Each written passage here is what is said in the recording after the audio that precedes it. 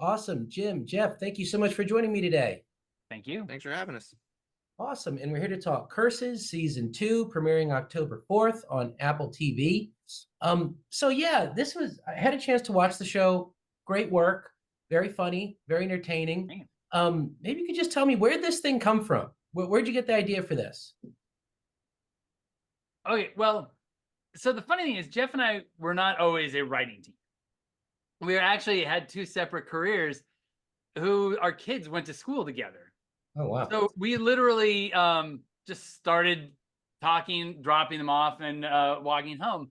And Jeff, for the most part, has worked in horror his career. And I, for the most part, I've done like a lot of things, but like family and animation a lot recently. And we were like, oh, it'd be great is why don't we come up with like a family animation horror show that like a show that we would want to watch with our kids. And we realized that there haven't been too many things that are actually scary, but that are also accessible to kids. I mean, it was funny when we pitched, we were like, Scooby-Doo is the one thing. And I remember the head of DreamWorks TV is like, yeah, but this isn't like Scooby-Doo. And we're like, you're right. There isn't really anything quite like this. So we wanted to kind of create something that we would be able to watch with our kids that would be scary, but also fun and accessible. Yeah, we wanted to create a gateway horror show, which is exactly the type of stuff that we loved when we were younger. You know what I mean? Like you look at things like Gremlins and Goonies and even Poltergeist and stuff, those are PG movies, but they are, we always said our tenet from the very beginning was we are not making a show for kids. We are making a show for everyone that is accessible to kids. And so when you have that kind of mentality, it's different because you're not just focusing on one direction. You're focusing for everybody that they can also watch. Excellent, excellent. And what about that challenge of trying to cross the stream, so to speak? Maybe another horror comedy reference we can use, where on one hand, there was fun facts like one episode I learned that Sal has its roots in salt, which people gave instead of gold. Like I was like, oh wow, an interesting fact I got to learn, right? But then I also found myself laughing. One of the young girls was like, yeah, he was old. He was like 40 years old. And I'm like, wait a minute, I'm 40 years old. So it was a great mix of that. Because you guys are in the writer's room, how do you come about that process? Well, that I will say that what you just sums up a lot more than you even realize. Like that factoid is him in a nutshell. Like Yeah. Cooper is way into history, way into facts, way into like interesting nuggets, and like loves that kind of thing. That he's old, he's 40, is Ami, who is very much in that mom mentality and feeling her age and that kind of thing. That's what that literally was a line that she had said. So she's like put it in. And I have much more of my horror voice, whatever. And Dimitri, our other writer, has definitely got his more history skill sets and stuff. So basically the balance where it started with Coop and I initially with, we would self-police each other based on the comedy and the horror, it became the entire room balancing each other on all of their nuances and skill sets. And so even though we always knew we wanted to have to create that balance, to be completely and perfectly blunt, we didn't have that hard of a time because we just used the balance of everybody in the room and it naturally kind of landed there. Excellent, excellent. Well, just to because you mentioned working in the writer's room, so you guys are the creators and executive producers, right? What is that role like versus the directors in animation, right? You guys are my first sort of animators I've had a chance to speak to, hopefully, maybe. But how does that work when you're executive producers and wrangling all these writers and working with actors and all that other stuff? Well, so the interesting thing is, like the stories come out of the writer's room. And then the scripts go to the directors. Now, mind you, the supervising director, Leo Riley, we've had long conversations with. He and our art director, David Chung, really came up with the look of the show. And a lot of this came about the conversations of things that it's kind of like we were talking about of the balance in the writer's room, saying like the tone that we were shooting for.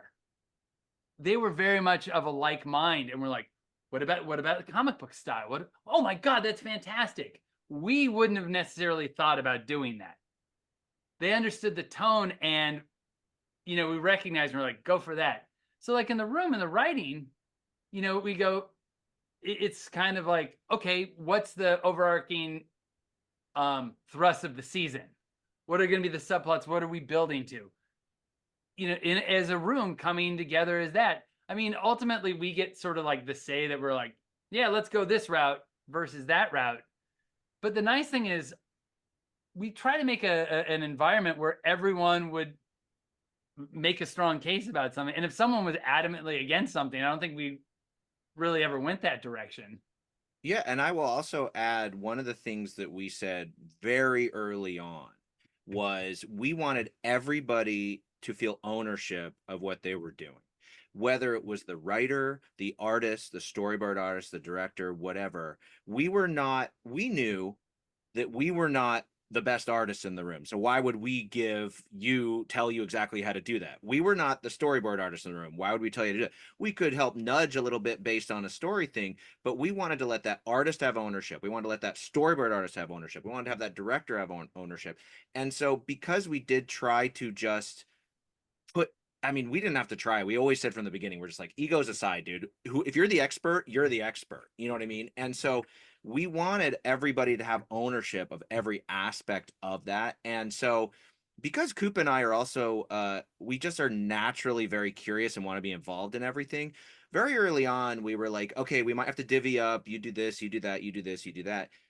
It was actually very seldom we had to there were definitely meetings where it's like, you go to that meeting, I'll go do this. You do a recording, I'll do this. There were definitely times where that had to happen. But for the most part, we liked to be part of every single step of the process, not just because we needed to be there and like find out, but because we were curious about these expert people doing these awesome things. And we wanted to see and learn. I always joke that this is my first thing doing in animation. I always joke that like, I knew nothing about animation when I started. Now I feel like I can do a TED talk on it because I learned everything from like the best people at every single step of the way. So I think a lot of the executive producer role, honestly, is not doing as much as shepherding and nurturing ownership for other experts to do their work. That's awesome. That's very magnanimous of you. Absolutely. Well, and but we're it's actually too. selfish too, though, because the best work comes out of it. You know what I mean? Like, it's not necessarily like we're gonna step aside and it's just however it works. Like, these guys are amazing at what they do, and so why would you tell them how to do it different? I don't know. It's just it's just how we think. Okay, a lot of it is there. I worked with a theater director once who was talking about directing theater, and she was like, it's 90% casting. Literally, if you cast the right people, they will do it. You know what I mean? And your note is more often than not like, no, not that, try something else. And then they'll try something else and that will be it. I mean, if you really kind of establish a tone and really kind of everyone really did seem to get on the same page, at that point, it's actually pretty easy. It's less magnanimous and just sort of like, oh, they're coming up with great stuff. Cool. Then we can concentrate on the stuff that isn't working and all of us trying to figure out how. So honestly, it was really nice. That's awesome. So unfortunately, our time is short. Just one quick question for you, Jeff. You said you're a huge horror fan. So you had Robert Englund in this.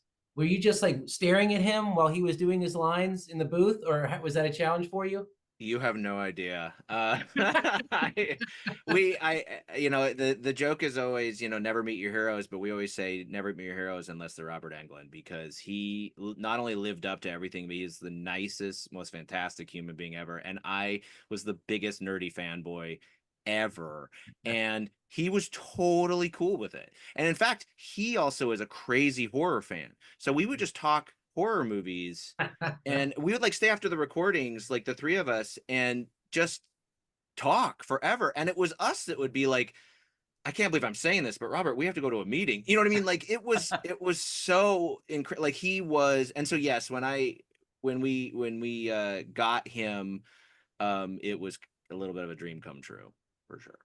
Awesome. We'll have to end it there, but guys, quality show, funny show, fun show. Recommend people watch it with their families.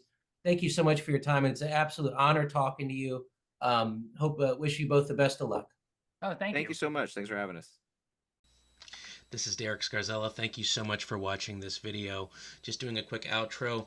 Please like, subscribe, and comment. Above all, we want to hear what you have to say about this video, this movie, what it meant to you. Also, follow us on Instagram, Twitter, of course, YouTube. Check out our website, actionagogo.com. And of course, you can check out my own novels, Knuckle Crackbone, as well as The Vicious Game. Links are all down below. We also have a merch store if you want to enjoy our glorious Action A Go-Go electric logo, which is going to come right after this. And of course, again, thank you so much for watching. It's super appreciated. Hope you had a good time. I know we did. Bye.